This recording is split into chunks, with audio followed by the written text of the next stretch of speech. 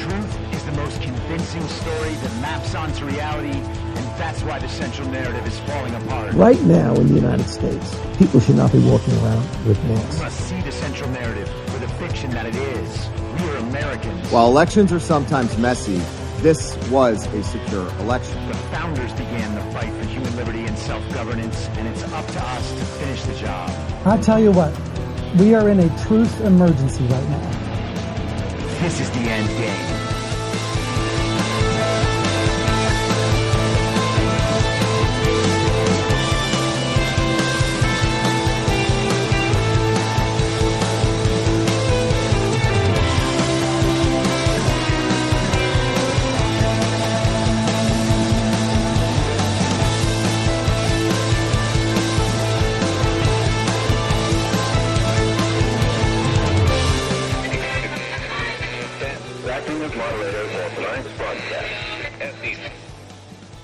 It's Tuesday, February 21st, 2023, the 762nd day of dystopia.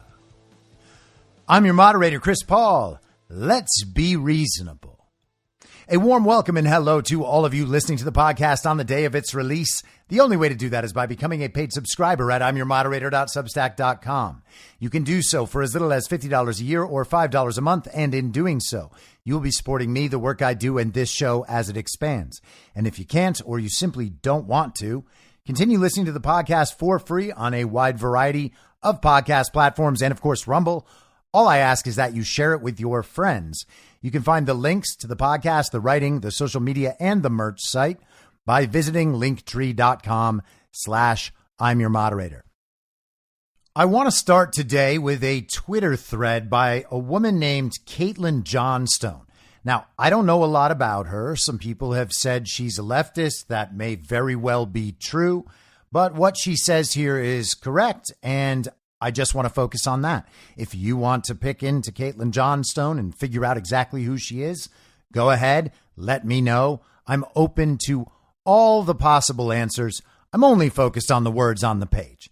Now that we've got that out of the way, here's the thread. Free speech is meaningless if you don't use it to oppose power. In Western quote-unquote democracies, the majority of people are so effectively propagandized into speaking in alignment with the interests of the Western Empire that they may as well be taking orders on what to say at gunpoint. In totalitarian regimes, you say what your rulers want you to say because they physically coerce you using the threat of violence. In free democracies, you say what your rulers want you to say because they psychologically coerce you using propaganda. The end result is the same. In totalitarian regimes, it feels dangerous to voice dissent because your life is in danger.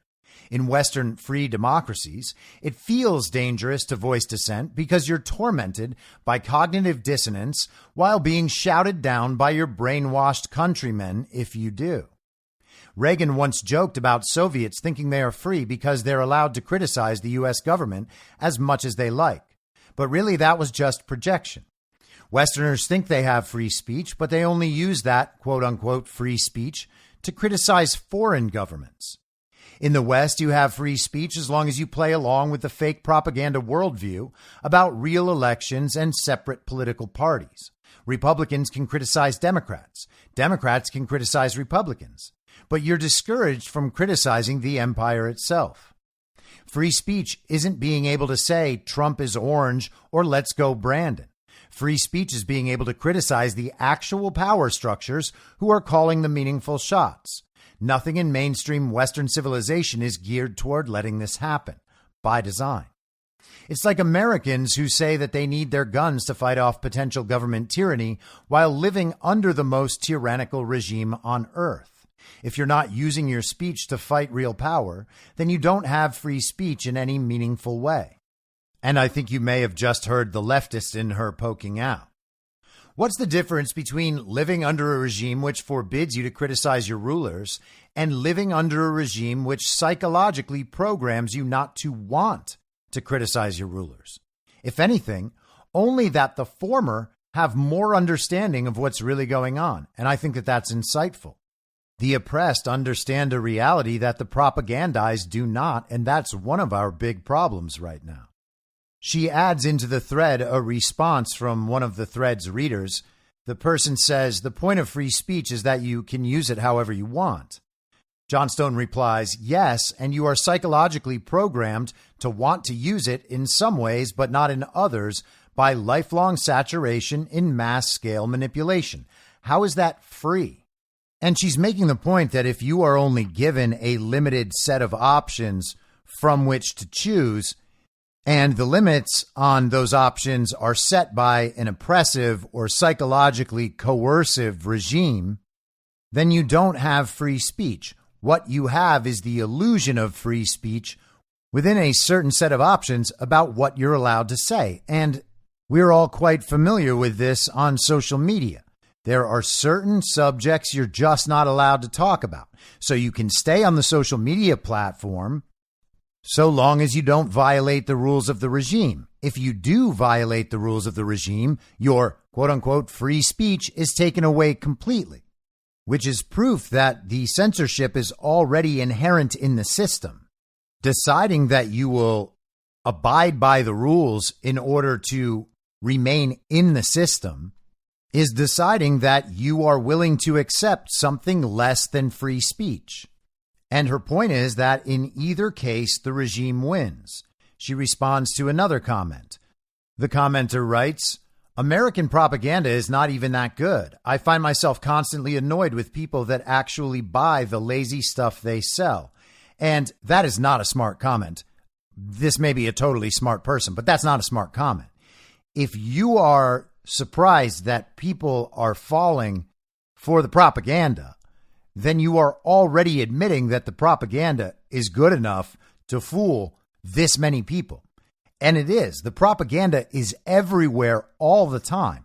And a lot of the work that I've been doing over the last couple of years has been focused on trying to figure out how it is that so many people can stay within this thing while the reality outside them changes, and people very close to them in their lives are telling them nonstop that they're wrong about all this, that they have been deceived, that they have been propagandized, that they have been brainwashed. The propaganda is very good. It is so good that it has opened up a false reality for these people. They have an entire world's worth of knowledge that is completely false, but nonetheless still succeeds in providing some baseline understanding of the world around them to the point where they're able to function in that world on some level. You might recall that quote that was attributed to former CIA Director William Casey, where he said, "We'll know our disinformation program is complete when everything the American public believes is false." And if your only exposure to what the American public believes comes from already censored spaces like the legacy social media platforms and the cable news and popular entertainment and popular culture, then you don't imagine that this phrase could ever describe you. People on Twitter and Facebook and Instagram and YouTube and in the cable news think that they are actually having legitimate disagreements about important topics and using their free speech to get to the bottom of things. But the problem is everything inside that informational bubble is already false. And so they continually find themselves arguing about the nuances of things that are already utter falsehoods. And so the Twitter commenter is basically only expressing the idea that he personally is awake and that the propaganda does not work on him, so therefore it must not be very good. Well, the propaganda is very good, and the censorship is very good. That's how we got to this point. The fact that more people are able to see through it all the time is an incredibly positive sign, and one I myself am thankful for because I am part of this development. But the propaganda is good. The propaganda is what tells us that everything is going to be okay as long as we leave it in the hands of the experts. Or this is just how government works. Or all politicians are corrupt, so it just comes down to a matter of opinions. And so I have my party and you have your party, and we're just not going to see eye to eye. The propaganda is so good that we actually believe half the country voted for Joe Biden. In fact, more than half, 81 million real legal American votes.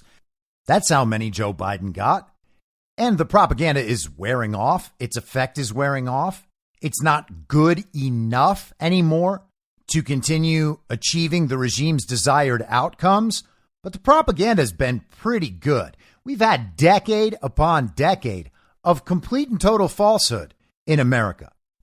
And we went along with a whole lot of it. Caitlin Johnstone responds to that comment and says, U.S. propaganda is very, very good. It's the best propaganda that has ever existed by an extremely massive margin. That's the problem.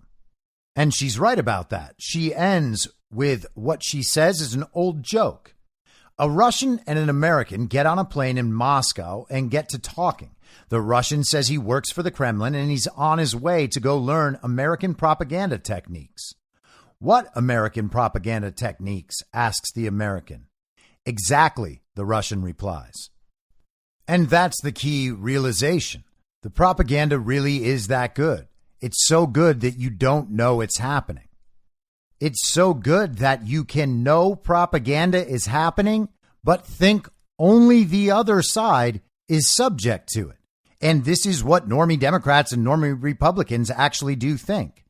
MSNBC viewers, CNN viewers, people who are still supporting Joe Biden on Twitter, believe that all of us watch Fox News all day long and believe whatever Fox News says, and that we're being propagandized by Fox News. And Fox News viewers believe, by the way, that CNN and MSNBC are propagandizing their audience. And in a way, they're all correct. Fox News is mostly propaganda. CNN and MSNBC are mostly propaganda. But so is nearly every commercial on television. And so is nearly every TV show. And so is the Super Bowl. And so is the Grammys. And so is every movie in the Marvel Cinematic Universe. All of it is propaganda all the time. The propagandists don't need you to believe the same thing that everybody else believes about everything. They just need you to believe the same things everyone else believes about the really important things. Like, for instance, that our elections are legitimate. MSNBC and CNN didn't have any problem in telling you the elections were illegitimate after Trump won, but you're not allowed to talk about it now.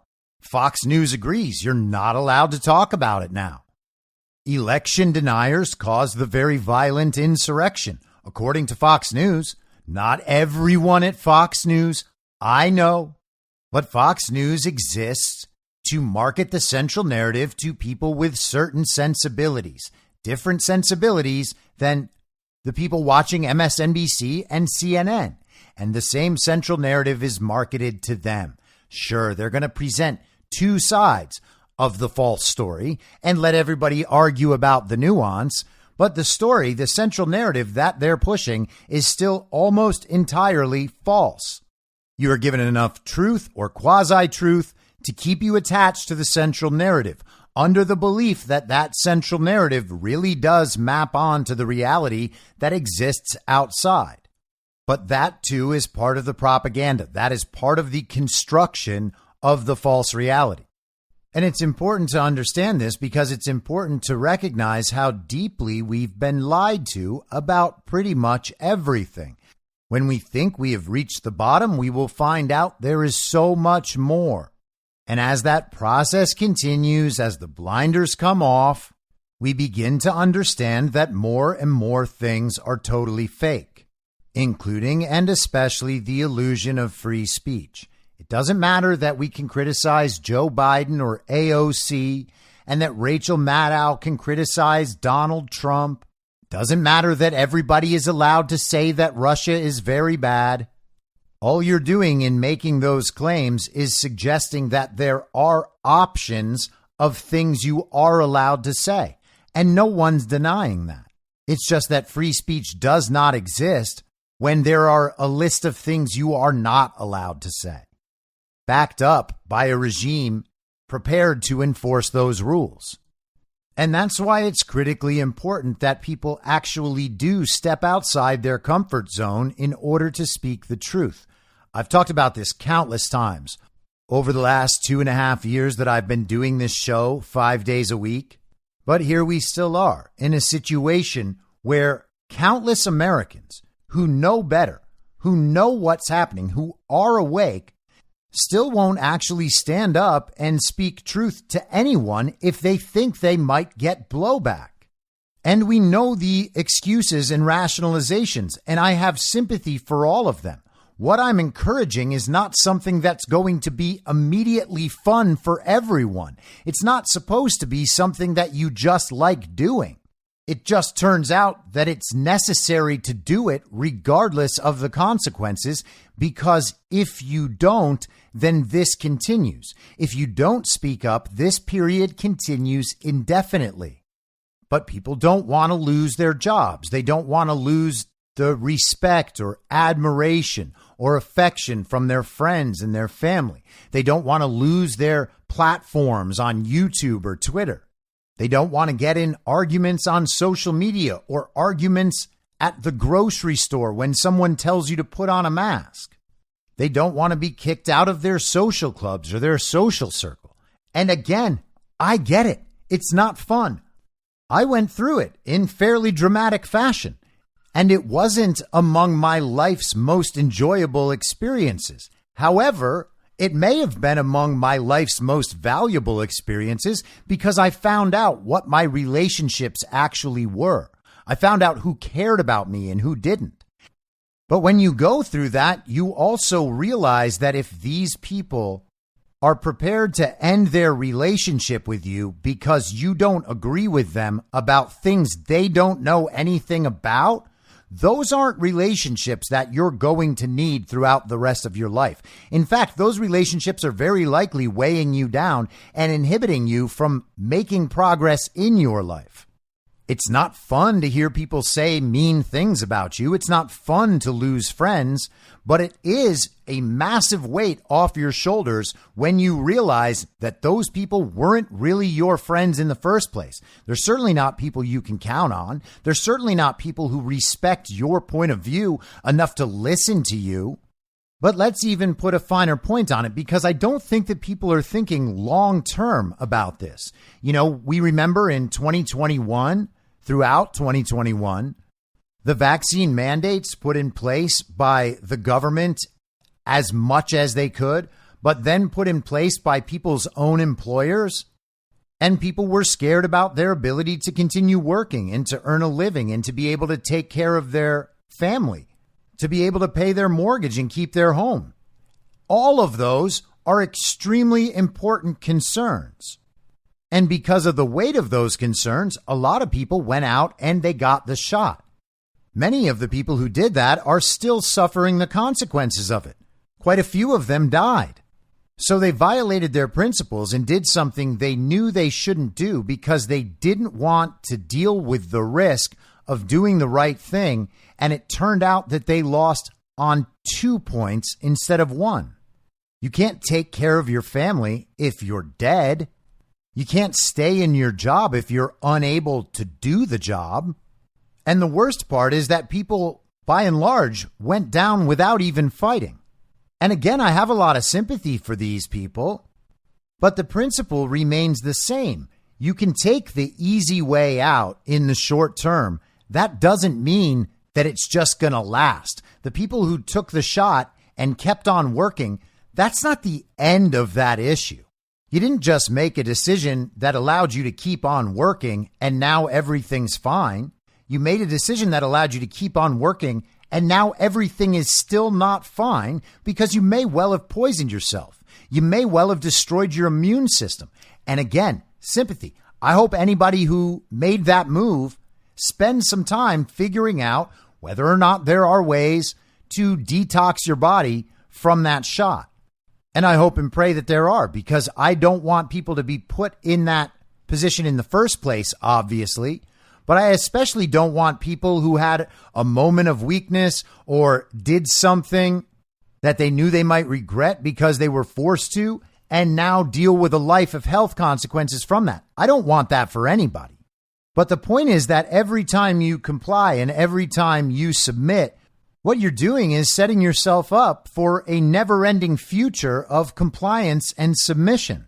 And yet we continue on because we think it'll all eventually be okay, even if we don't put more skin in the game. We've done what we need to. Now it is the rest of the world's responsibility to get things straightened out. We've already contributed. We don't need to put ourselves at any more risk. We don't need to speak up. We've done our part.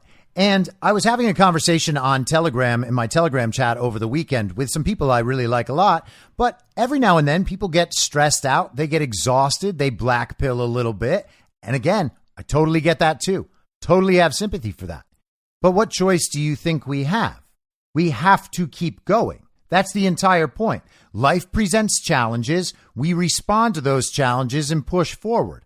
That's the entire point of everything. I wrote an essay in the spring of 2020 called "We Were Never Promised Safety." And I still believe that. There's no promise of our safety and comfort for the rest of our lives. If we believe that there is, that is only a product of our culture and of our upbringing in a certain level of comfort that we don't think is possible to ever slip beneath. We're trying to make our lives better and easier and more comfortable. The last thing we want to do is backslide into discomfort and difficulty. But the point is, if you don't stand up and do the hard thing, it's not like it's going to get easier. People can't hide from what's happening in the world right now, although quite a few have for the last few years. You may not agree with me, but I don't think those people are going to have a good time. Sooner or later, the truth is going to be out about all of it. And absolutely everyone will know where these people have stood because they were all loud about it. They pushed the science and the data and the lockdowns and the masks and the vaccines. They covered up election fraud. They make excuses for inflation and immigration. All of these things, all of these issues, they've stayed on the wrong side of all of them because none of it has actually affected their real lives in any way they care about. It doesn't even matter that we think they've acted as awful people because they've already convinced themselves that's us. The point is that the threat is already here. The monster is already inside the house. You can't just wish it away, and you can't hope to hide long enough so that it won't get you.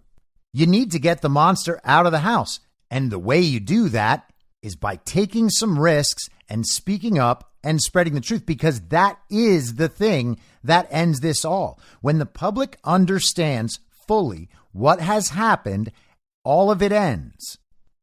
So in the Telegram chat, my friend said, well, what if nothing gets fixed by the election in 2024 and then they steal that one too?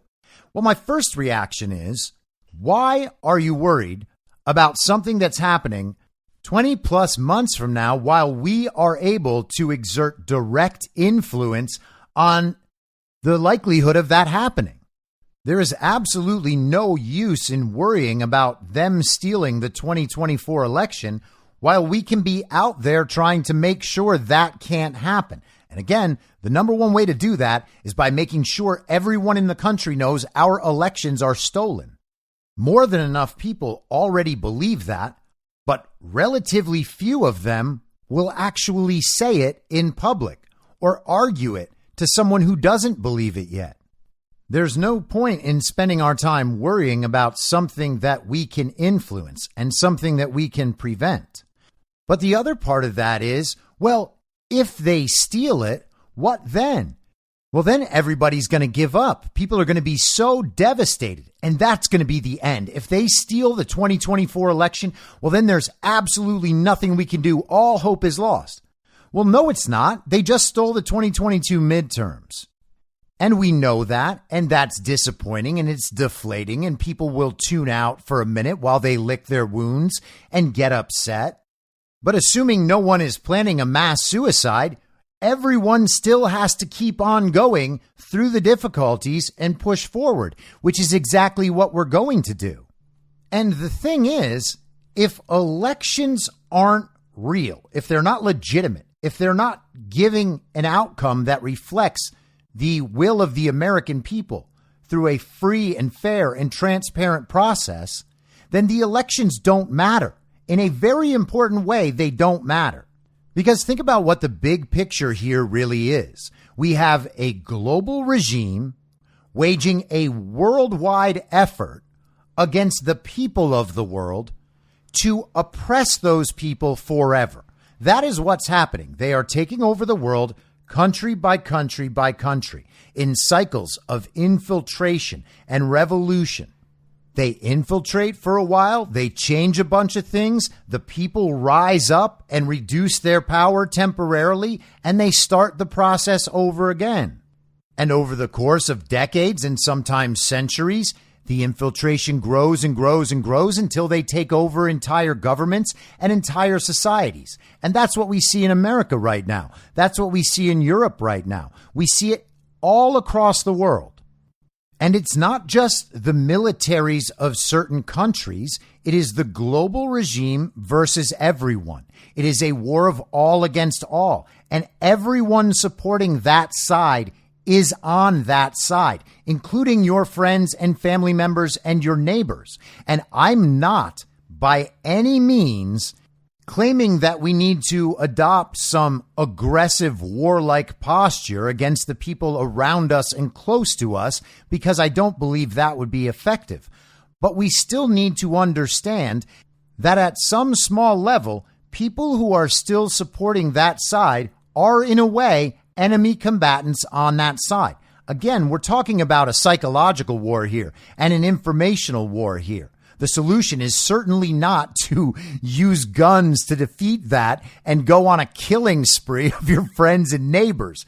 I am not encouraging that whatsoever. In fact, as I've said many times, all of what's happening right now through this process is being done in order to avoid that situation. But from an informational and psychological aspect, they are enemy combatants. They are doing the exact thing Caitlin Johnstone was talking about. They have, through coercion or ignorance or laziness or complicity or potentially outright evil, waging a war against you on behalf of the regime. Again, Caitlin Johnstone described it this way. In Western free democracies, it feels dangerous to voice dissent because you're tormented by cognitive dissonance while being shouted down by your brainwashed countrymen if you do.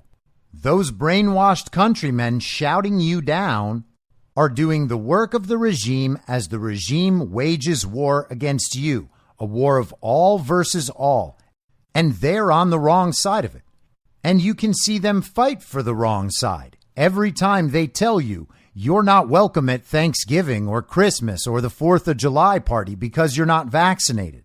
Or every time people get together and everyone on their side at the event is allowed to express their political opinions as much as they want, and you're not allowed to fight back because if you do, then the group will collectively shame you. They do it every time you claim an actual instance of censorship or oppression or medical coercion or medical segregation or whatever else it might be, that you should just go along with the thing because it's not a big deal. Why were you even saying those things in the first place? That is them waging war against you on behalf of the regime. We are in an information war. We are in a psychological war. And for all intents and purposes, they have taken up arms on that battlefield.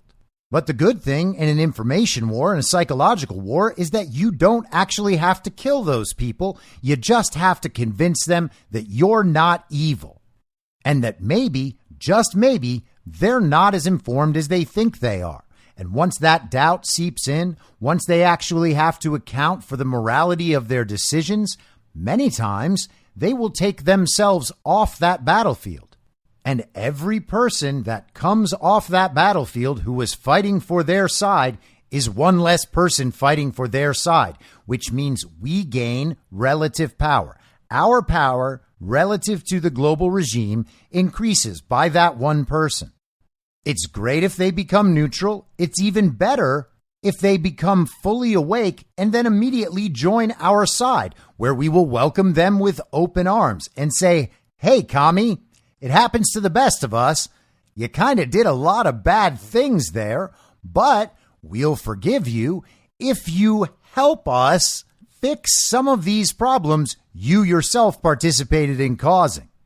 But the real key here is viewing this in terms of relative power, the global regime versus sovereign nations and sovereign citizens all around the world, because the global regime exists everywhere. Talked about this a million times. Good twin versus evil twin. Factions in every country. Some of those factions supporting the global regime, some of those factions supporting sovereign nations and sovereign individuals.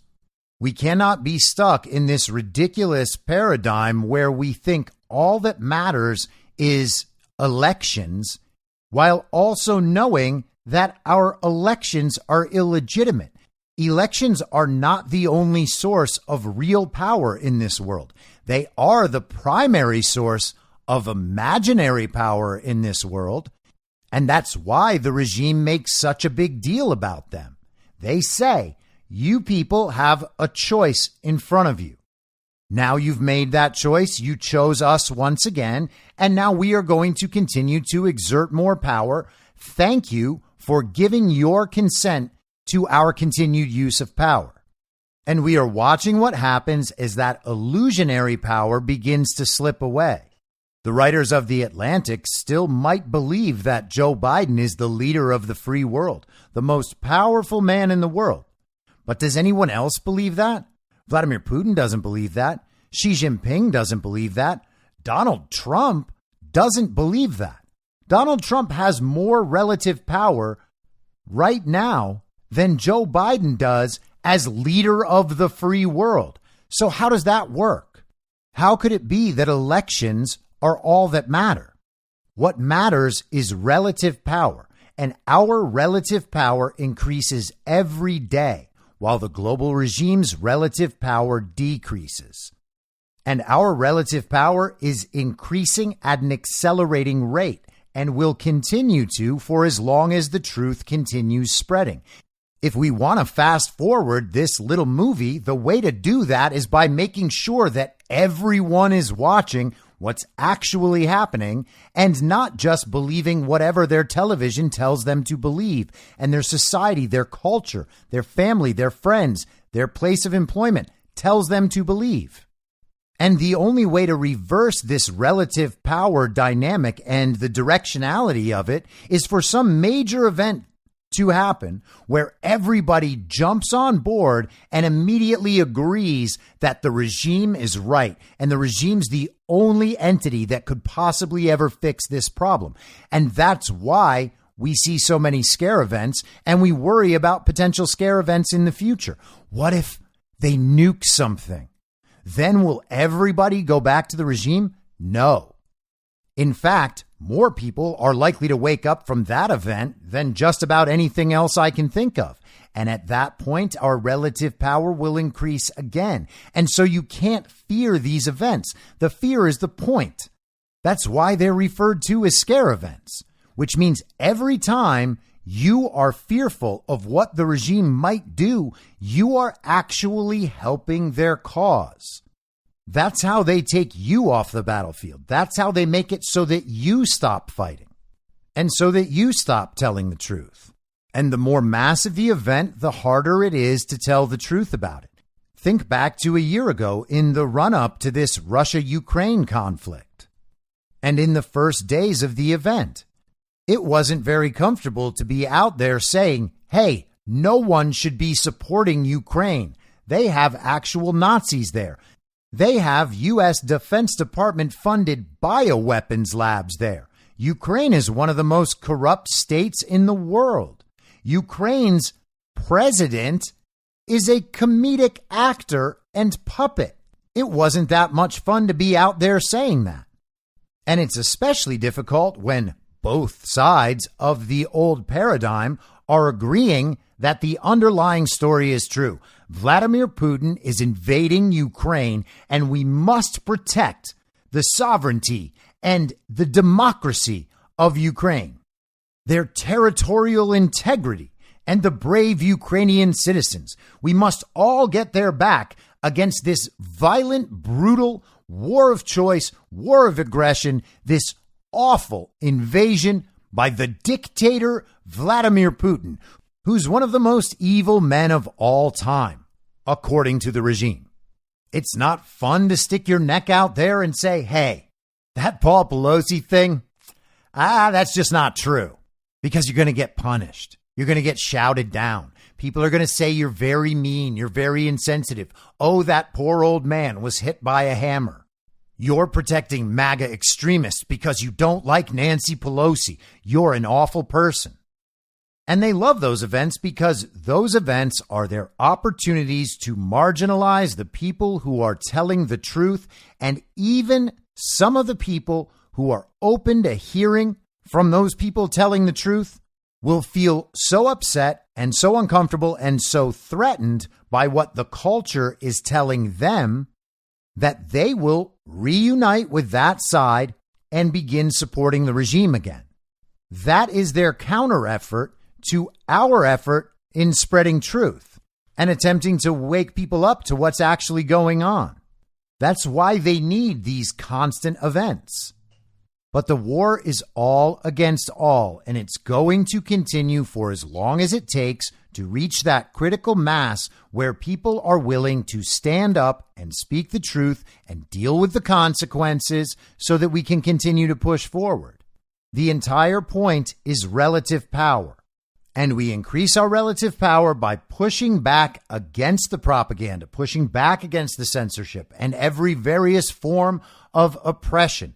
Everything they try to scare our society about. We push back on that constantly. And in the process, we need to take people off the informational and psychological battlefield by changing the incentive structure and by weakening the effectiveness of the tools they're using. And that's exactly what's been happening throughout this entire time. Our relative power has only been increasing, which is why the effort from the other side continues to get more dramatic and more absurd, and in some way more threatening. Don't get me wrong, the stories that are out there do present a much scarier future than we have ever had to think about before, at least since the height of the Cold War, or maybe for a brief period after 9/11. But there's no sense in being afraid of these people when the side you're on continues to increase in power relative to their side. And if our relative power continues to increase every day between now and November of 2024, first of all, I doubt we're going to have to worry about stolen elections. But second of all, it's not going to matter because we will be so much stronger relative to them by then. It will be even easier to accomplish the tasks we need to accomplish. If you want it to go faster, be brave, be active, and spread truth. When everyone has figured it out, they're not going to have any way to respond to any of that, unless they're just going to kill us all. And I'm not saying they won't try to do that. But if that's the ultimate plan, then why are you worried about losing your job? Why are you worried about whether or not that guy Dave at the bar is still going to like you? All of the truly awful outcomes can only become reality if we fail to stop them. And the way we would fail to stop them is by deciding it's no longer worth it to fight. Now, speaking of relative power, Joe Biden is in Europe giving nonsense babble to crowds of Europeans larger than any crowd Joe Biden has ever drawn in his life in America about how the U.S. can't wait for World War III.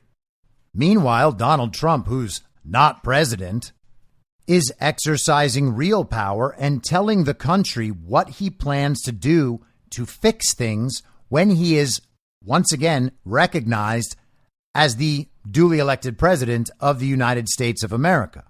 He released a statement yesterday on crime. Here it is. Joe Biden and the defund the police Democrats have turned our once great cities into cesspools of bloodshed and crime. There's never been anything like it. Here's my plan to restore law and order in our cities and throughout our country, frankly. First, because police forces have been gutted by Democrats' war on police, I will sign a record investment in hiring, retention, and training for police officers nationwide. So important. This bill will also increase vital liability protections for officers because the Democrats want to take those protections away from our police because we want them to do their jobs, and we want them to do their jobs right. You can't take their protections away if you're going to have them do their jobs properly. Second, to qualify for this new funding and all other Justice Department grants, I will insist that local jurisdictions return to proven common sense policing measures, such as stop and frisk. Very simple. You stop them and you frisk them. Strictly enforcing existing gun laws against convicted felons, cracking down on the open use of illegal drugs, and cooperating with ICE to get criminal aliens off our streets and get them out of our country. Third, we will go after the radical Marxist prosecutors who are abolishing cash bail, refusing to charge crimes, and surrendering our cities to violent criminals. They have surrendered like never before. I will direct the DOJ to open civil rights investigations into radical left prosecutors' offices, such as those in Chicago, LA, and San Francisco, to determine whether they have illegally engaged in race-based enforcement of the law. I will also work with Congress to give the victims of their Marxist policies the right to sue local officials for harm and suffering, and it has been great that they have caused. If your small business is pillaged because shoplifting goes unpunished, if you're brutally attacked by a violent felon released without bail or bond, then you will be entitled to massive damages. Fourth, I will order the Department of Justice, or some people call it the Department of Injustice right now, and Homeland Security dismantle every gang, street crew, and drug network in America. Every single one of them will be dismantled. We already know where these turf wars and drug dens are. We know who the people are. And we're going to charge them and charge the culprits with every crime that we can find. We're going to be fair, but we're going to be tough. We also need the death penalty for drug dealers. So important. And I'd add to that human traffickers, drug dealers and human traffickers. They get the death penalty. Watch it stop and stop quickly. Fifth, in cities where there has been a complete breakdown of law and order, where the fundamental right of our citizens are being intolerably violated, I will not hesitate to send in federal assets, including the National Guard, until safety is restored. If Nancy Pelosi would have accepted our National Guard or our soldiers, you wouldn't have had January 6th. But she and the mayor of D.C. didn't do that. Sixth, we will end the leftist takeover of school discipline and juvenile justice. Many of these carjackers and criminals are 13, 14, and 15 years old. I will order the Education and Justice Departments to overhaul federal standards on disciplining minors, so when troubled youth are out in control, they're out on the streets and they're going wild, we will stop it. The consequences are swift, certain, and strong, and they will know that. Seventh, I will protect the right of self-defense everywhere it is under siege, and I will sign concealed carry reciprocity. Your Second Amendment does not end at the state line. In addition, I will, of course, fully secure the border, dramatically increase interior enforcement, and wage war on the cartels. We have never had a border so secure as it was just 2 years ago, and now our border is the worst anywhere in the world and possibly of all time. There's never been a country that allowed to happen what's happening in the United States right now, where millions of people are pouring across our borders. They come from mental institutions. They come from the prisons. They're all being let out so they can come into the United States. They're poisoning our country. We will also take back our streets from the homeless, the drug addicted, and the mentally ill. I will discuss those plans in much more detail very soon. That is how I will bring back public safety to America. I want to thank you. We're going to make America great again, and we're going to make America safe again. Thank you. Now, that is not only a comprehensive plan of action on crime, that is essentially a direct refutation of each and every part of the global regime's agenda in America where it concerns crime. They want police defunded. Donald Trump wants to invest in hiring, retention, and training for police officers and make sure that their liability protections remain in place so that they can do their jobs rather than worrying about the fact that they might personally be sued and punished for doing their jobs. You might remember from the George Floyd incident that the hold that Derek Chauvin was using was actually the hold in the Minneapolis police officer training book. He was doing the right thing according to the book and was nonetheless accused of murdering a man who died of a fentanyl overdose. Trump wants to use DOJ grants to encourage police departments to return to effective methods of policing, like stop and frisk and actually enforcing gun laws, rather than refusing to enforce gun laws and then using each and every major gun-related crime to attempt to outlaw guns in the first place. He also wants to allow ICE to actually deport criminal aliens. Again, all of that is in direct opposition to what the global regime wants. Stop and frisk is racist. They don't want to enforce gun laws because the people violating the gun laws en masse are criminal gangs that just so happen to run the global regime's drug trade and the global regime's human trafficking trade. And deportation, of course, is racist too, even though it is the most obvious and most moral legal response to people from other countries breaking our laws. Think again about the level of propaganda required to convince a society that enforcing its own laws against people who aren't even supposed to be in the country is racist. He wants to thwart the power of George Soros leftist prosecutors around the country. He's saying he's going to have the DOJ open a civil rights investigation into these prosecutors to make sure that they are fairly and equally applying the law. And of course, we know that they're not doing that. He wants the DOJ to pursue and break up gangs around the country. Who could possibly be opposed to that? Well, really nobody, except through propaganda and censorship and our popular culture.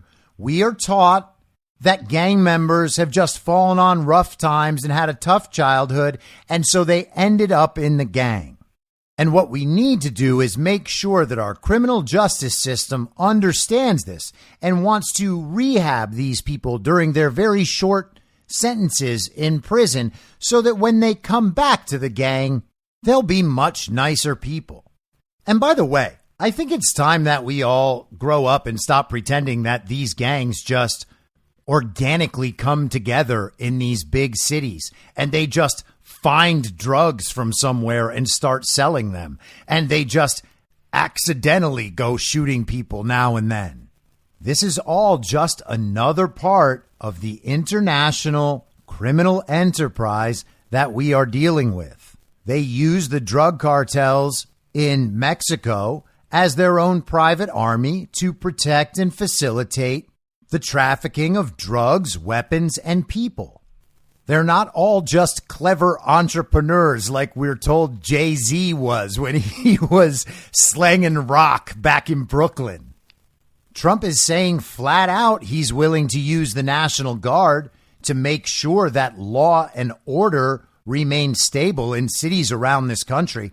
I'm not sure there's too many people who would protest that at this point with the level of crime and seeing the fact that governors and mayors and police commissioners and district attorneys will not enforce the laws as they're written, and they will let a part of Seattle just be taken over by Antifa and call it a summer of love.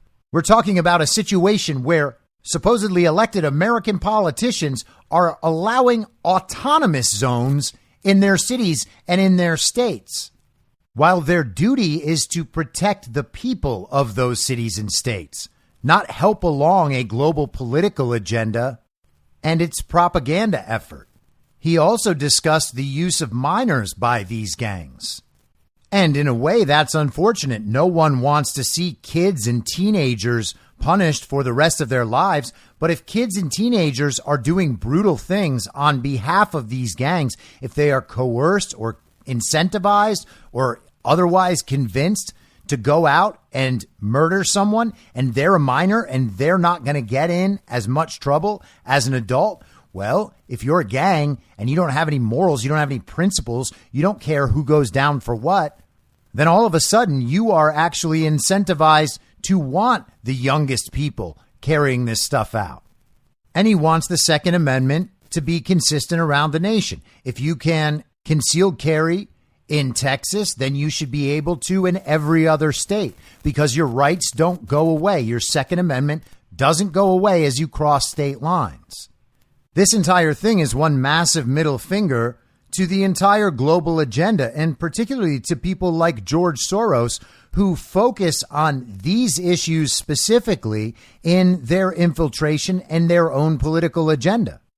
And it makes it even sillier that that guy Pedro Gonzalez came out over the weekend trying to tie Donald Trump to Soros and suggest that, no, it's not Ron DeSantis that Soros has any measure of control over. It's Donald Trump. But that's how desperate the members of the DeSantis simp op are getting. Things are not going their way, so they're just grasping at this point. Yes, Donald Trump is controlled by George Soros. George Soros calls Trump, or did call Trump before he called Putin and before he called Xi Jinping, the most dangerous person in the world, the biggest threat to democracy worldwide. But I know, it's all just a show. Trump and Soros are actually on the same team. Trump is controlled opposition, leading us in to this grand dystopia that they've prepared for us. Now, there's no way that's true. But again, even if it is, same answer as to what happens if they steal 2024. Well, it doesn't matter, because we only have two choices. Continue to push forward against the global regime in the war of all versus all, or we just give up and submit and hope that sex in the metaverse is all right. And now, finally, I want to talk about the J6 footage getting handed over to Tucker Carlson. We're told there's 41,000 hours of footage that's been handed over to Tucker and his producers, Tucker's team. I talked about this a bit on Badlands Daily with CanCon this morning. And I understand that a lot of people are put off by the fact that all of this footage, rather than getting handed over to the public, because it is ours, by the way, the Congress exists as representatives of the people. They're not supposed to keep secrets from us.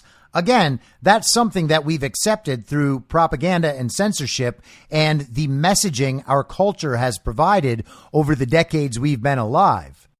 But they don't get to have all these secrets they can withhold from us while they make decisions based on the secrets that they just can't tell us about. Oh, we just can't trust you with these secrets. But don't worry, we're going to do the best thing for everybody. That's not supposed to happen. So I get the urge to demand that McCarthy release all of the footage to the general public. And again, that would be fine. I support that. That is one of the best case scenarios. But I do not think that doing it this way suggests there's some cover up. I think that doing it this way suggests that there is an information operation happening, as is always happening. I think that this is going to be virtually the same as the Twitter files. First of all, I don't think that Tucker was just handed 41,000 hours of raw footage like, hey, here, you guys go through this. Let's see what you find. I think that what we have is a prepared intelligence product that is being handed over, the 41,000 hours of security footage, provide the evidentiary background for whatever is compiled in the intelligence product so that the actual source material is there.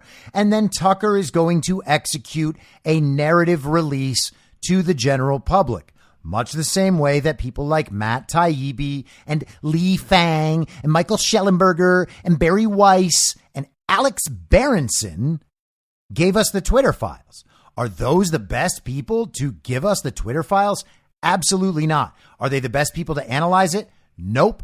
Are they firmly connected with an empirical and observable reality? No.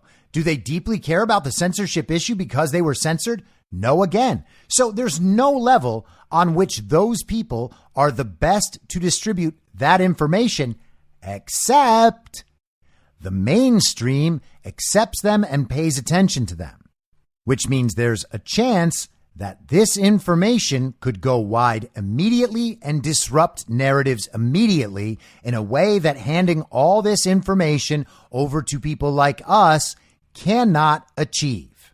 Now, I'm not happy about that, and we can go into the reasons why it's difficult for us to achieve that. Those reasons are primarily due to the censorship regime, which still exists, regardless of how much Elon Musk has, quote unquote, changed things. But either way, if we're talking about a massive public awakening, the first round going through the mainstream media is not the worst idea in the world. It's not my personal ideal. It might not be your ideal, but it might be the most effective, which means it's worth it to at least see what happens. Because the January 6th narrative is one of those narratives we know to be completely and absolutely falsified. Any cracks in that narrative will show that to the public, and people are not going to have a big appetite for understanding that they've been lied to again about a very important subject for, again, over 2 years. And let's think back to the WikiLeaks releases. A few stories made it to the public, but the general public mostly ignored them because they didn't think that the source was trustworthy. They didn't think that the evidence was real. They weren't going to spend the time going all the way through it, and anyone who did was not going to be someone they could trust. And even if they already trusted the person and someone was putting that information out, that person was guaranteed to get attacked by everything and everyone in the mainstream, so no one would ever listen to them. So once again, I appreciate the idealism, and maybe we live in a different world right now where that wouldn't have the same outcome as it did with the WikiLeaks stuff, but I'm at least willing to give this the opportunity. And there's at least some reason to think that this might end up okay, and you can judge that based on the panic of the other side. Here are how some very J6 connected Democrat Communist Party Congress members have reacted. Adam Schiff yesterday said, Kevin McCarthy turned over J6 videos to right-wing propagandist Tucker Carlson, a man who spews Kremlin talking points, suggests J6 was a false flag, and spreads the big lie. Make no mistake, this isn't about transparency. It's about fueling dangerous conspiracy theories. Well, Adam Schiff, Russiagate was a conspiracy theory.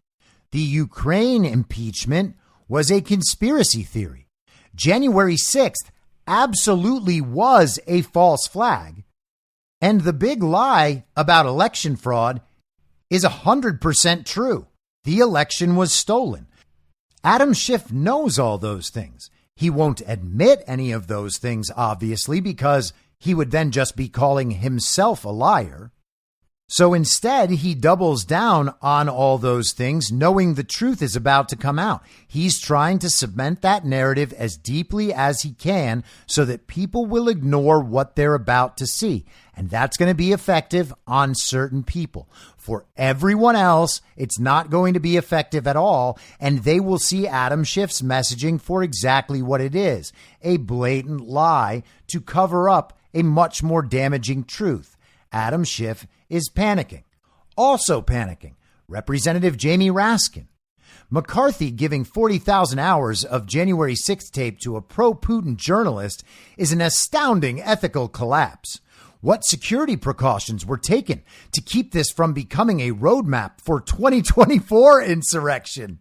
Why isn't it available to all media and public? Smell the MAGA propaganda coming. Well, okay, Friar Cuck, but all I can smell is your unmitigated panic. And how about this for a conspiracy theory? Friar Cuck is suggesting that Tucker Carlson, the information Tucker Carlson is about to release, is going to help in the planning of a 2024 insurrection. Like all the made up imaginary insurrectionists are going to study this tape as if it's like game film and they're football coaches. Oh, you know, when the Capitol Police started firing those grenades at us, we really should have been playing a zone defense. It's so ridiculous.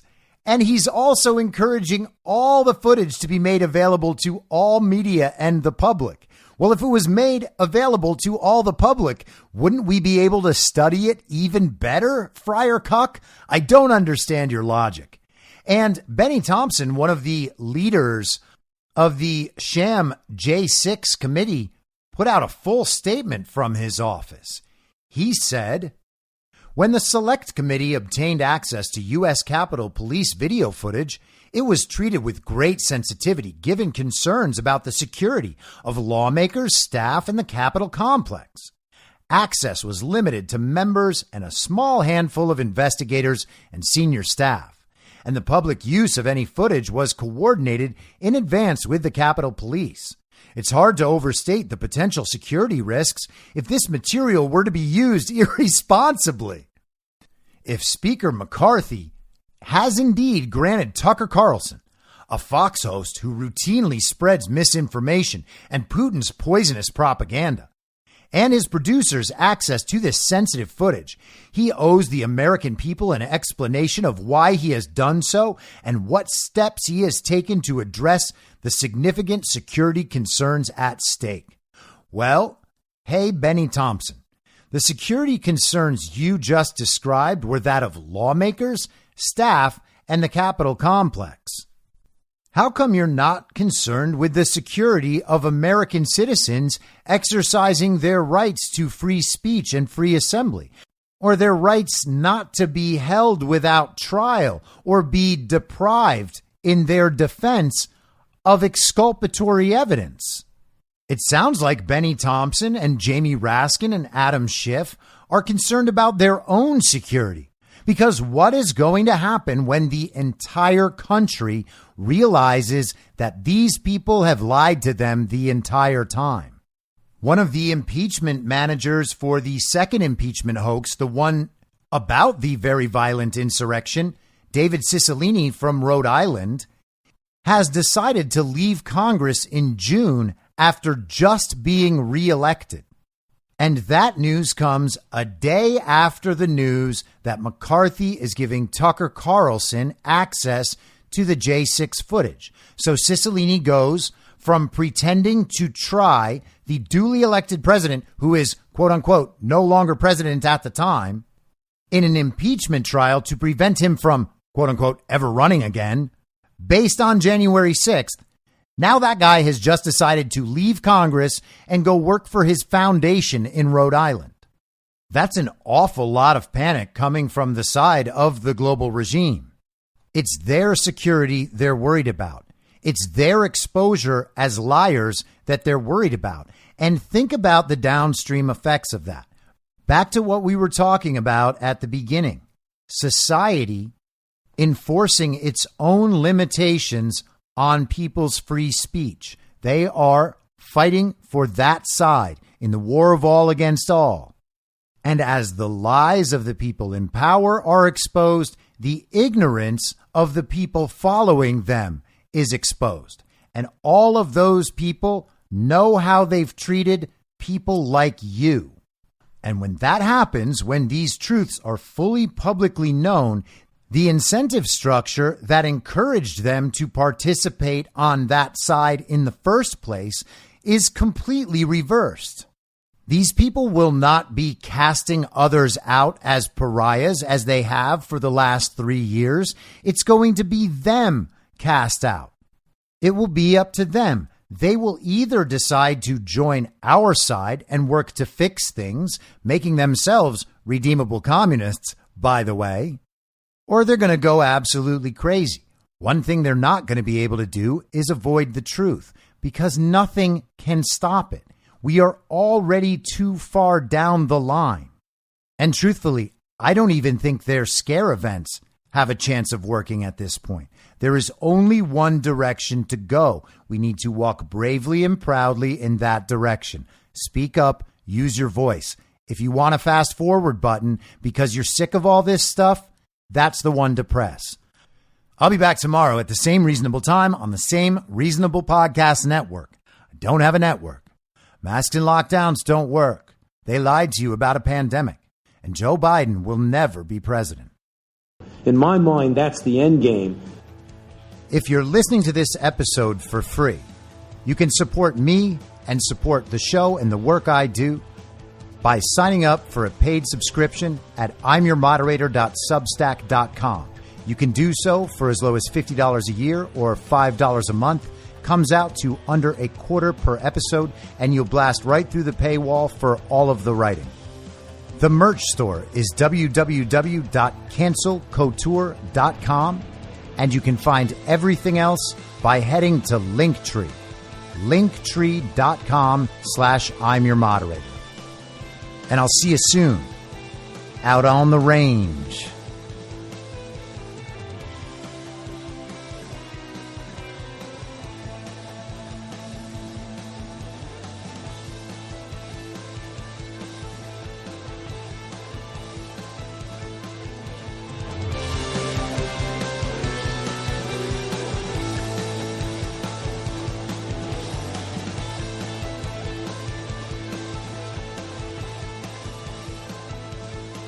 It's happening!